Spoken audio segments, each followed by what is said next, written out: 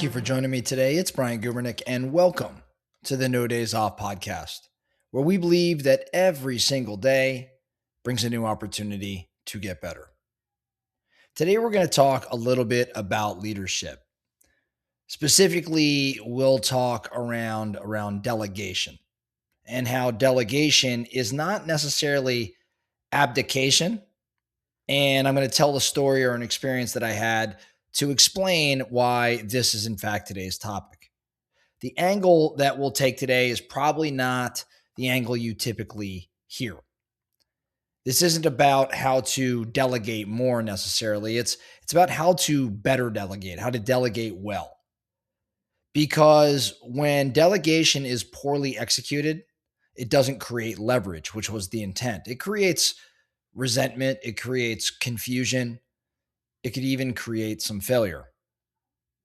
Like I mentioned just a moment ago, I recently got a front row seat to exactly how not to delegate, how not to do it.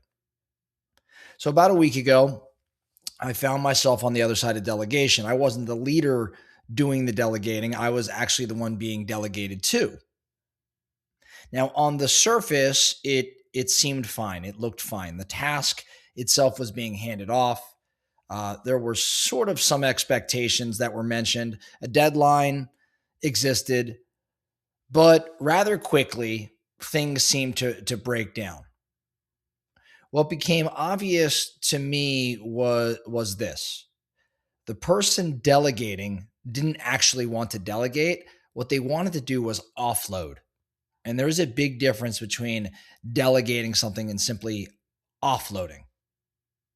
There was no real ownership by this individual that was delegating. There was no modeling of what great looked like, or no display of their effort in other areas. There wasn't a proper handoff.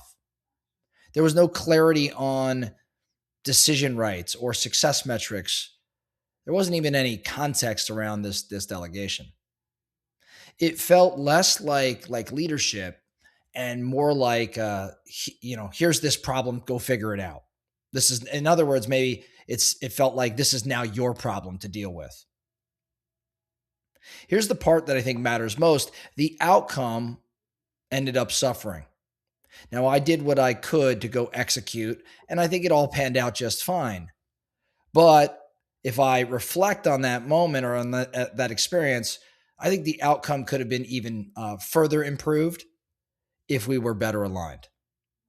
It didn't have to do with me being capable or not. It had to do with the way delegation itself was broken. And so that experience has forced me to reflect pretty hard on my own leadership. The core truth is this: delegation does not remove ownership. Delegation does not transfer ownership. I think it's the first principle of effective delegation. I think it's also a non-negotiable. You can delegate the task, you cannot delegate the result. The moment a leader thinks, hey, once I hand this off, it's no longer my responsibility, they've probably already failed. Great leaders, in my opinion, stay attached to outcomes. Even when that execution is handed to someone else, they stay attached. Poor leaders tend to disappear, tend to fade away.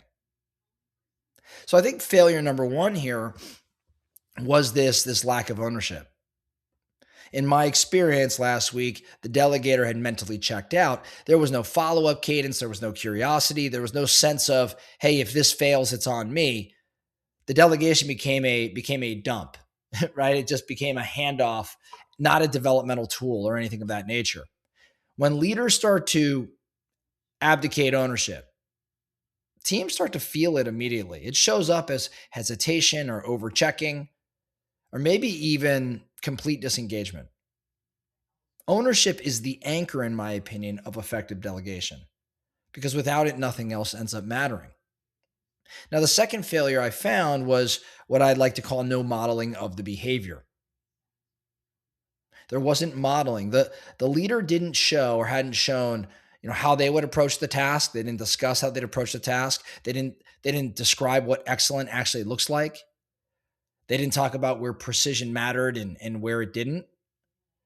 And so it became pretty clear this wasn't strategic delegation. It was just this handoff or move out of convenience. Delegation done right, I think, says, I've done this, I understand it, now I'm teaching you how to own it. Said differently, delegation done wrong says, I don't want to do this anymore. Best of luck to you. I think that in addition to the modeling I'm describing here, there was a breakdown in a different kind of modeling, and that this particular individual that handed this task off to me wasn't like this person was out there working hard or was overwhelmed or was looking at this particular task as something they should delegate so that they could focus on higher priority, matters. It wasn't actually that. It was truly I don't want to do this anymore, you take it. And so being on the recipient of that task, it felt a little weird. It felt a little different. And again, that's why I'm talking here today, because it forces me to reflect on my leadership and how I'm in fact delegating. Now, going back to this particular delegation, I think failure number 3 was an improper handoff. I think this is where a lot of people unintentionally fail. When I think about improper handoff, I think there was, in my particular case, there was no context for why the work mattered. There was no clarity on what decisions I could make. There was no agreement on what success looked like, and there was no defined check-in points. I think a proper handoff would answer, the following questions before the work even begins. Number 1, what does success even look like? Number 2, what decisions can you make without me? Number 3, where do I want visibility? And number 4, when do we regroup? If you ask those 4 questions during a handoff, you can see why that handoff would be so much more effective than not asking them at all. Because without those questions, delegation will feel like walking into a field with no rules and being told to just go win the game. You don't even know, what rules you could play by or even what the field looks like. Now, I think most delegation failures aren't really about laziness. I do believe in my particular case, there was a little bit of laziness there. But I think that most of the time, delegation failures aren't about laziness. They're actually about impatience.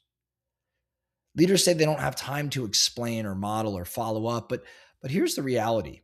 If you don't have time to delegate properly, you'll have time to clean up, or you'll be making time to clean up the mess.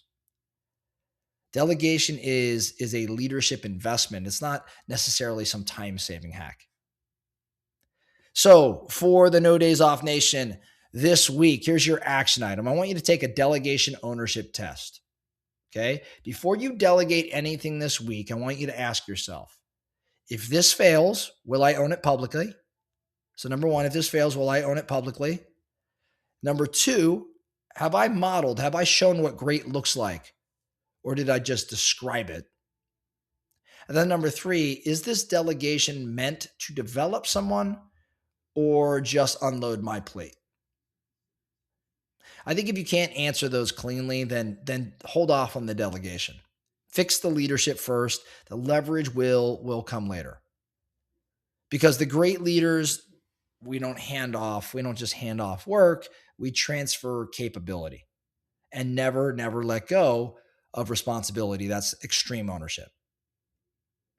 That's all I have for you today in the No Days Off podcast. Thank you so much for listening.